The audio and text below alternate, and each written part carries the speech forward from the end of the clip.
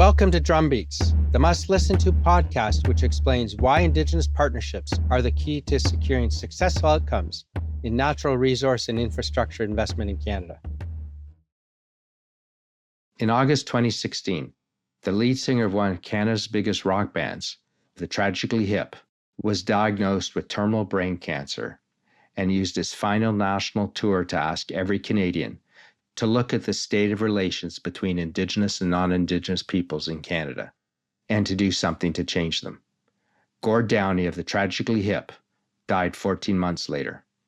The fund he created with his family and with the family of Chanie Wenjack, the 12-year-old Anishinaabe boy whose residential school story sparked Gord's call to action, now reaches over 9,500 schools in Canada.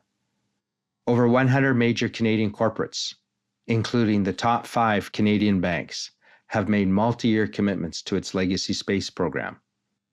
And Canadian boards now track a separate 4-pillar accreditation framework that measures corporate Indigenous relations.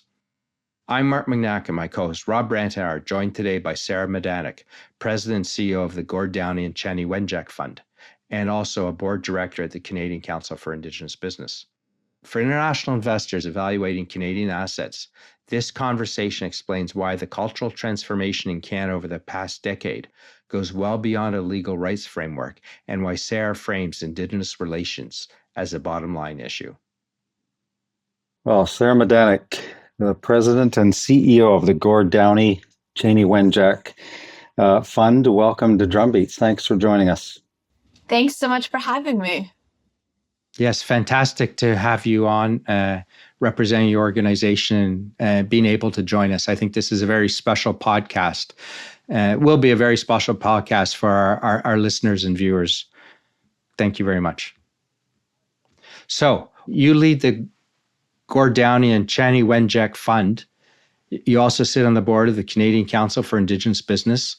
And we want to talk about all that in detail and talk about how reconciliation has moved from being a corporate social responsibility conversation in Canada, something now sits in ESG frameworks and boardroom governance. And I think we've got a great conversation, not only about the organization, but where you've come from. So why don't you tell us a little bit about yourself and how you've arrived at the place you are today? Sure. Tanse, hello, I'm Sarah Midanik. I'm a citizen of the Midanik Métis government, also known as the Métis Nation of Alberta, Treaty 6 territory in northern Alberta.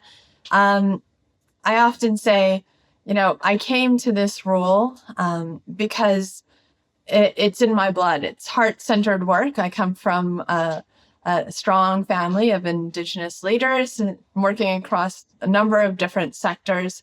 I've spent my career working for a number of different Indigenous organizations and then, found myself with the opportunity to be a part of this important work at Chanie Wenjack. And, I often get that question, how did you get this job? Are you a Downie? And I have to disappoint everyone and tell them that I'm just a Métis girl from Alberta that happened to have the great privilege and responsibility of coming together with the Downie and Wenjack families. Gord had just come off the final tour. For anyone who doesn't know, Gord was the lead singer of a band called the Tragically Hip, which is, I would argue, maybe I'm biased, one of Canada's biggest, success stories in terms of, not just rock music, but the hip bring this country together in ways that I don't think many bands have done. And Gord received a terminal diagnosis for brain cancer.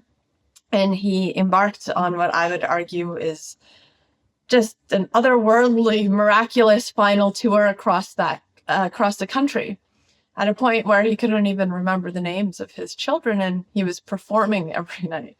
It's incredible that even happened.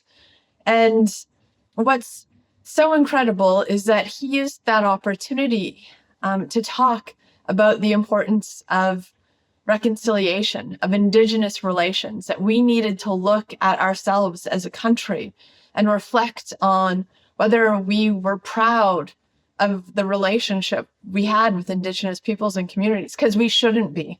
And we needed to do something about that. And Gord felt this way because he heard Chanie Wenjack's residential school story. His brother Mike told him about the Maclean's magazine article he had read from 1964. So, a fairly long time ago, that shared Chanie's residential school story and the fact that he had tried, he escaped the residential school and tried to make it home over 600 kilometers down a railroad track in northern Ontario from Cecilia Jeffrey Residential School to Martin Falls. And he didn't make it, and he perished along the way. And this story, Chanie's story, really sparked the first inquest into residential schools. And for anyone who doesn't know, the residential school system operated in Canada for over 150 years. The last school closed in 1996. So for anyone who says this is a part of the past, deep in the history, I promise you that if you're alive right now and you could have been touched by the residential school system, whether it's intergenerationally or attended one yourself. I know I was in school in 1996, so it is not that far from today. And Chanie's residential school story is representative of over 150,000 Indigenous children that were forced to attend residential school in Canada. And when Mike shared this story with his brother Gord, it was sort of this aha moment of, Gord told stories through his music, through his poetry about Canadian history, about Canadian identity. And he was kind of aghast that he hadn't learned about residential schools. He didn't learn about this in school. Boys from Kingston, it didn't come up in the way that they had grown up. And he was ashamed that he didn't know this part of our history. And it was kind of the missing piece for understanding that fracture in our identity as Canadians, about the strain between Indigenous communities and non-Indigenous communities in Canada. And that understanding is so fundamental to, how we move forward together to build a stronger Canada. And he said, if I don't know this, who else doesn't know this? And it kind of, sparked the Secret Path Project, which tells Chanie's residential school story. It's album, which became a graphic novel, which became an animated film. If you're curious, you can check them all out through the Chanie Wenjack website. This is really interesting. And so Mike was reading back issues of Maclean's, which was, I think, remains Canada's national magazine. Yeah. So he was reading back issues. So he shared this with Gord when and like. So this was actually around 2013.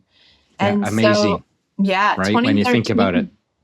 So what's amazing is, they shared this story, the Secret Path Project was created, and then it just sat because, they hadn't connected with the Wenjack family yet. They wanted to go up and meet with them and make sure that, this project is really putting the legacy of both Gord and Chanie in the public sphere. And there's, a good way to go about that in terms of making sure the Wenjacks were on board and understood the project. And that meeting of families was so important. And so it kind of just sat there. And then the 94 calls to action were released by the Truth and Reconciliation Commission of Canada. And it was time. It felt like the time. And so the Downie and Wenjack families came together. Gord did 3 concerts performing The Secret Path. They did after the final tour. So I think that timing is very important because, after the final tour where everyone was, listening, there was sort of this miraculous moment in time where Gord had made it through. And he was telling everyone to pay attention, and he used that opportunity to say, Chanie's story matters. The story of Indigenous children in this country, the story of residential schools matters. And, within the context of the release of the 94 calls to action, the timing was almost serendipitous in terms of the opportunity for, just Canadians to have their hearts and minds open to really lean into the question, what does reconciliation mean? And what should our role be as a part of that? And that's really how Chanie Wenjack came together. That's when I was hired. And wow, just pause there. Great story. Touching. So here, he knows his time is limited. His limited time. He's done his final tour, world tour, I think it was, or just across Canada, or is it world? Just across tour, Canada. Do you recall? Okay, so just across Canada, which is, he's in the icon of Canadian heroes, and did his final tour. Of course, that would be exhausting, given the treatment he's gone through. And then when he's got all of Canadians focused on him, instead of disappearing quietly from the tour, then he starts to do this. And then it's this. Yeah. Like that is, as you said, serendipitous, but also what a great way to leave this world and a gift for all Canadians. Because as you said, everybody's heart was open and we're listening and we're engaged with him, thinking of what he was going through. And he used that time not to be selfish, but to share and to help all Canadians get on the right side of history. Yeah. And how did you get involved, Sarah? Were you follower of the hip at the time and aware of the Chanie story when Gord was raising it? So, like most Indigenous leaders, and at that time, I actually went to the Secret Path concert in 2016. In 2017, I had met Gord when he got the Order of Canada. I had just finished this thing called the Governor General's Leadership Conference, where they, tour 200, emerging leaders across the country. And I had known the headhunter that was recruiting for the role, and I ran the Native Women's Resource Center here in Toronto at the time. And it's a frontline service agency and very different work. And, I didn't really see the fit. Also, like the daunting task of being responsible, not just for the legacy of a Canadian icon, but also to protect the legacy of Chanie, which is not just Chanie Wenjack, but, represents the Indigenous children that had to endure residential school overall. And, starting a national charity from the ground up is a bit complicated. And I said, okay, whatever sucker takes on that role, good luck. And my friend Brock, he said, Sarah, just take the meeting. Just take the meeting. You'll be doing me a favor. I'll bribe you to do it, And I said, oh, fine. And, I met with the Downie brothers, and they're just so charismatic that, how do you say no to the opportunity to, have an impact in Indigenous lives and Indigenous communities, my community, in a way that, I think is making a true difference. And just for a bit more context, especially for overseas viewers and listeners, there are residential schools, especially for a British audience, might evoke memories of boarding schools and strict headmasters. But the residential school system in Canada was a lot more than that. It wasn't just a boarding school that people would think of. It was really a systematic structure to take children away from not only their families, but their culture, and a real intentional attempt to break from that culture and kept those children. In many cases, they didn't get to go home for school holidays. They were really sent away, and some of the distances meant that they didn't see their parents, their spouses, even spouses who were attending the same schools. Lots of times were kept at a distance from each other. And this is many, many generations of Indigenous children in Canada forcibly taken away from families and their communities. To erase their culture, yeah. They operated from the 1880s to 1996 and were really designed, they say, to erase the Indian from the child. And, the widespread abuse, neglect, and cultural genocide is heavily documented through the TRC. So bring us up to date, though. The fund today, other than raising awareness of the residential school system, what are you doing? Sure. We have two national programs. One is called Legacy Schools. And so, the issue of, Gord hadn't learned about residential schools in the classroom. That's a very solvable problem. So we provide free educational tools and resources from K to 12, free, I'll say it again, to educators across the country. We have the Learning Hub, which ties the tools and resources to core curriculars in every subject matter, organized by province and territory. So it's easy for educators to access resources. We also supersede the politics of it by working directly with educators. And we do a lot of fun things through the Legacy Schools program that really serve to amplify Indigenous voices, to celebrate the strength and resilience and beauty of Indigenous peoples and cultures today. We have a youth ambassador program that creates cross-cultural learning opportunities for Indigenous and non-Indigenous youth. We have the Artist Ambassador program, which brings Indigenous musicians, artists, role models into the classroom. So we try and make it not just engaging, but a really immersive and beautiful experience that doesn't assign shame or blame, but really comes at the education opportunity from a strengths-based approach. And we provide the same opportunities, what I like to refer to as, so that's for the littles. And then we offer education opportunities for the bigs through our Legacy Space program, which earmarks Indigenous placemaking spaces and corporations, communities, organizations across Canada that demonstrates our commitment to reconciliation by creating that space. But that's just the physical representation of the ongoing commitments that they make internally as an organization to both learning and furthering reconciliation. Can you go into that Legacy Spaces program a bit more detail? Again, many of our listeners may have never heard of this before and perhaps can't put together in their mind what exactly do you mean for the biggies?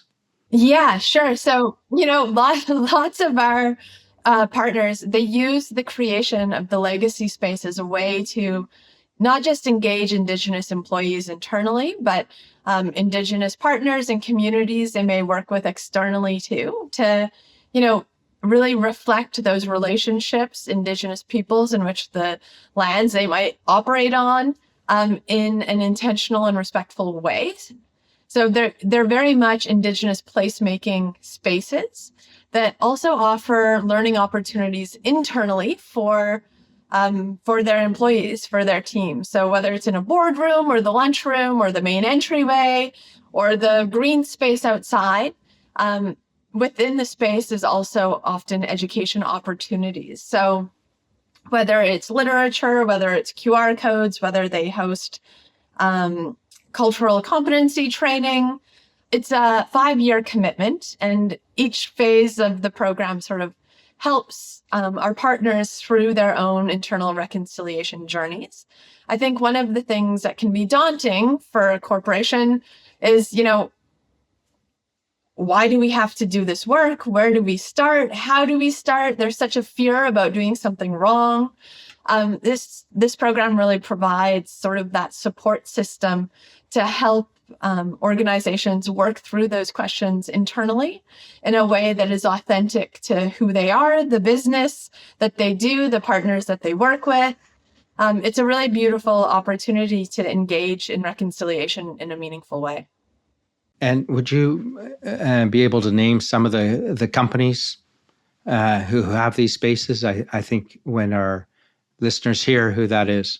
Yeah, so we work with everyone from, BMO Bank, Scotiabank, CIBC, RBC, TD, companies like Canadian Tire, Home Depot, Accenture. Rogers is a big partner of ours. We have over 100 legacy space partners across Canada. Everyone from sort of the big companies to the coffee shop in Prince Edward County, to the skateboard shop in downtown Toronto, to the park in Calgary. So we say when you've seen one legacy space, you've seen one, because each one is so unique to the partner. That is really, really something. I think it demonstrates the depth of change. For those who are rediscovering Canada, we've talked about this. Canada's now open for business again, certainly under Prime Minister Mark Carney. There's this interest in terms of developing new markets, reaching new markets. And a lot of people think they know Canada, but they don't, because Canada has changed so much. Even myself, I did not go back very regularly until Rob and I started this. And when I went back for the first time a few years ago, I was shocked, because every place starts with where they are, on whose territory. Mm-hmm. Just all the conversations start, no matter if it doesn't touch the subject in the nature of the conversation. There's just this recognition that was never there in the past. And I, like many, grew up, not knowing anything at all. So what do the grade 12s who are now graduating, how do you think their perspective has changed? Is this shaping the next generation of Canada? Do you think this, after a number of years, and there's a lot of work still to do, of course, but is that starting to change the conversation and understanding of who the people are in this land called Canada? Oh, absolutely. Without a doubt. I would say, when I started my career, sort of Indigenous relations were part of community relations, nested under companies that were specifically working on First Nations lands or with communities specifically. And then there was the 94 calls to action from the TRC, sort of the rise of ESG, and then UNDRIP and FPIC. And, it's so incredible what's being taught in schools today. It's not just, the true history with regards to residential schools, but also the ongoing impacts of colonial practices, whether it was the 60s scoop or whether it was missing and murdered Indigenous women and girls. Kids graduating from grade 12 understand, they've heard of what UNDRIP is, whether it's through the news or through what they've learned in the classroom. This idea that, we don't know what happened to Indigenous people in this country. We don't understand that history. That generally doesn't exist anymore. I think there is, the awareness is there. I think the next phase is, how does that awareness and understanding translate to meaningful action and true outcomes that improve the lives of Indigenous people? And Sarah, for business investors, foreign investors or domestic investors, I mean, you come in contact with a lot of corporations, like you said, different initiatives of the fund, and you see your fellow board member with me on the Canadian Council for Indigenous Business. But why does what we're talking about today matter to business or investors? Why should they understand this cultural reconciliation that's happening in Canada? Well, I think very, very, in a very straightforward way, it's material. It will affect your bottom line. It will affect how you do business with companies in Canada. I think it's critical to understand, what companies you might be investing in, what their relationships are, not just with the Indigenous communities that they're working with, or they might have projects on their territories and lands, but what they're doing internally. There's real risk there, in terms of not treating Indigenous people as rights holders and just thinking of them as stakeholders. Indigenous consent and partnership can determine project success. This is no longer a community initiative where, you can provide a sponsorship for the local powwow or provide a donation to build the new arena. Indigenous participation is truly such an incredible opportunity for success in terms of looking at, shared joint ventures, for shared ownership on projects, for procurement strategies. There's so many opportunities, not just to empower and uplift Indigenous communities in terms of the opportunities. Working with these nations provides the nations, but the opportunities they provide those businesses that translate to the bottom line directly. Amen to that. Yeah. If you're going to do business in Canada these days, you're going to work with Indigenous people, Indigenous communities, and you're going to work with them in a meaningful way. And if you're going to partner, you need to understand those communities and where they come from, their history and their culture. And those relationships need to be authentic. You have to put in the work and they have to be meaningful. Yes, that is the case. And we hear a number of times where overseas visitors from Asia, some of the Indigenous leaders we've had on have said they actually work harder to understand our culture and who they're talking to than some of our fellow Canadians. Because if you're from Japan or Korea, you make the assumption it's going to be different. Whereas Canadian and to an extent European firms, they speak English or a bit of French in Quebec. So I travel to Europe all the time. I mean, this is their thinking. Well, I go to the continent, so I can handle that. But it's just a common language. But there's a whole different cultural understanding necessary to succeed because the Indigenous peoples are rights holders. So even if your first contact is with a non-Indigenous person, as you go ahead with that project, you're going to end up working with a community. We had Denison Mines at our summit last year, and of course their project is just now, they've started digging in Saskatchewan, for lack of a better term, and their CEO had to sit there and let the community vote on it. Not many CEOs are used to, they're used to saying, okay, we're going ahead, let's make this happen. Sorry, now we have to have the vote. Like what?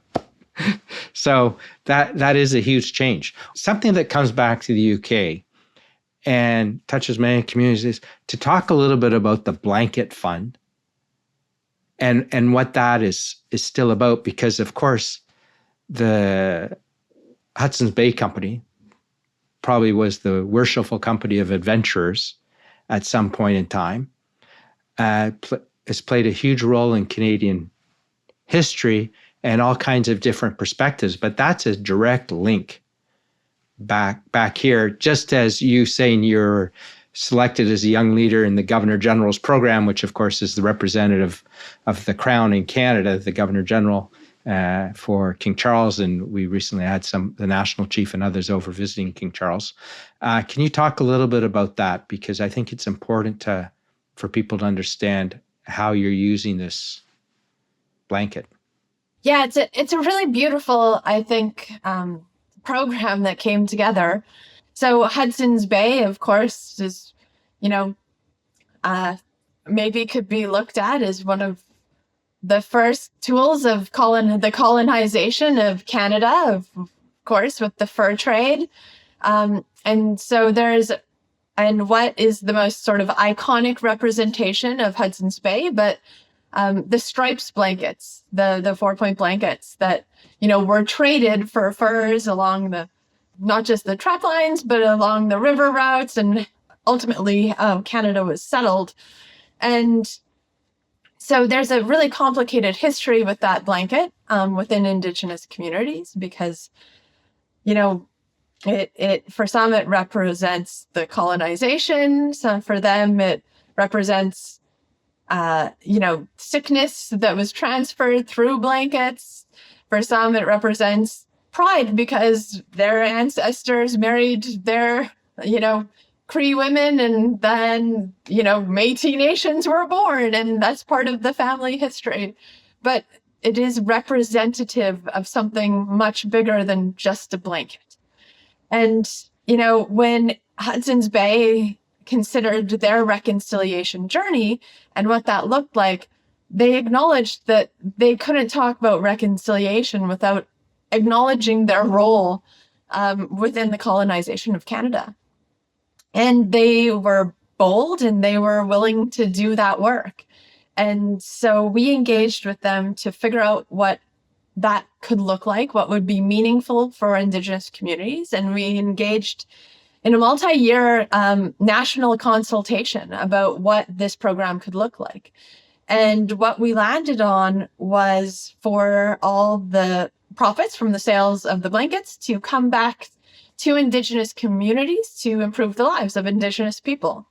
And Oshki Wupoowane is what the program is called. It's the Blanket Fund. I think the coolest part about it is that community gets to decide where the money goes. There's 2 granting streams. One is a capacity building, and those are multi-year significant investments in increasing the capacity for Indigenous organizations doing important work. And if you apply to that stream, you get to decide who gets it. And so we, as Chanie Wenjack, we help support that process. Anyone who participates in the participatory granting process also receives support to do so financially. But then they also learn the skills of how the granting process works in terms of evaluation, what successful applications look like. And it's, really being accountable to community to decide what is supported. It's a way, I would say, for the narrative around that blanket to move from one of oppression to one of empowerment, to sort of reclaim that really iconic piece of Canadian history and identity, to say, colonization of Canada has lasting, intergenerational perpetuated harms. But how can we take a strength-based approach to say how that blanket has supported outcomes for Indigenous peoples and communities today? And we're really proud to say that we've been able to grant out over $2 million so far. And, when Hudson's Bay unfortunately closed their door and Canadian Tire purchased the IP for Stripes, their first call was to us to continue the program, and they stepped up like the true Canadian partner they are to really honor that commitment and to expand upon it and to increase the commitment. So it's really exciting in terms of the impact that it's making, and something we're just so proud of. That's fantastic. I have to admit, I was given by my parents a number of years ago when I came over a blanket, Hudson's Bay blanket, which I'd always loved because it reminded me so much of Canada. When I started on this journey with Rob, I have never looked at it the same and really didn't use it as much. And when I was doing my background reading and what you've been doing, and so now I can look at it and appreciate that's an important, iconic item in our history, and now it has these rich perspectives all around it. So I think I'll be able to start using that again because I have a deeper appreciation of the meaning of that, and I see that it's now being used as a tool for good. Yeah. So I think that's a real powerful story, and to take something so iconic, and probably most Europeans over here know about ice hockey. Okay, so it's taking something that is so essential to the identity of Canada, which the blanket is, and all of a sudden it becomes a force for good. When you find out its origin story wasn't so good. So I just wanted to add that in the conversation because it really has deep meaning. And just like how bold of a decision, the risk from a corporate perspective in terms of, this could have been a PR nightmare, but because they did the work with heart and intention and care and took the time to do it right and to ensure that community voices were heard, we were okay. And this program has been able to have a tremendous effect. So for anyone from corporations like listening to this, it's okay to be bold. It's okay to lean into the uncomfortable and to make difficult decisions, because if you do them with the right heart and intent and care, it'll work out. That is great. So, Sarah, you're also on the board of CCIB, the Canadian Council for Indigenous Business. Mm-hmm. We've been very honored that Tabitha Bull from the get-go and the CCIB have been supportive of what we've been doing. And our co-chair, Rob Brant, joined the board recently as well. Can you talk a little bit about your work there, how you bridge the two, and about what they refer to as the PAIR program? Sure. So obviously, CCIB is one of the longest running sort of, I guess, how would you call it, like accreditation programs in Canada, and it's well established, well recognized, and I would say well respected within the sector. It created a framework for sort of evaluating the work that organizations were doing to demonstrate their commitment, not just to Indigenous relations, but to economic reconciliation. And PAIR measures, it's measured on 4 pillars around leadership actions, employment, business development, and community relations. It is not a process for the faint of heart. It's incredibly thorough. And because of that, boards pay attention to it. You know, it demonstrates whether reconciliation is embedded in strategy, whether there's accountability from leadership around those commitments, how they're tracking metrics. It's really just a beautiful accountability system. I would say, you know, within the context of the work that Chanie Wenjack does in the Legacy Space program, PAIR is sort of that next phase in terms of setting recognizable benchmarks. Chanie Wenjack is a great entry point to figure out how to situate the organization within the context of reconciliation. And PAIR is really the tool to evaluate that work in within a certification. Well, I think that's very helpful because many of our viewers and listeners work in corporates who have subsidiaries in Canada. Those subsidiaries might be already on the PAIR program or looking at it. And I think this positioning of the work you and your organization does gives them a way to get started on the process, because as you're right, when you look at at PAIR as part of CCIB and what it involves, it's a huge step. So this is, as you said, a great way to begin to create the awareness of the journey that you're going to begin when you invest in Canada. So thank you very much for that. Yeah, Sarah, well, it's really nice to see you. Thanks again for your time, and thanks for all you do through the fund, through the CCIB, and all the other work you do to advance reconciliation generally in Canada. Really thankful for all your efforts. Well, thank you. Yeah, thank you for the invitation. Of course, this is not usually an audience we're exposed to, but it's, you know, I can see them when I was like, you want me to be on that podcast? Like, what is this connection? And then you see these questions and you're like, oh yeah, this is actually what we do every single day, except we just don't really think about it within like the investment fund level. We're just operating on the ground. So this is kind of one level above the partners we typically work with, but are so relevant to that audience, right? Absolutely. Yes. Well, and thank you very much, Sarah. Just following up on Rob said, it's been great to have you on our podcast, and we look forward to hearing more from you and what your organization's up to, and hopefully you'll be receiving some calls to say we saw this and we need to have a conversation. So thank you very much for joining us. Thank you so much for having me, and Rob, I'll see you in an hour.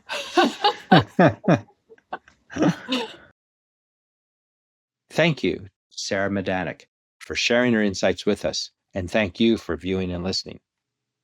Be sure to share, subscribe, and leave a review on your favorite podcast channel. Thanks for listening to Drumbeats. Until next time.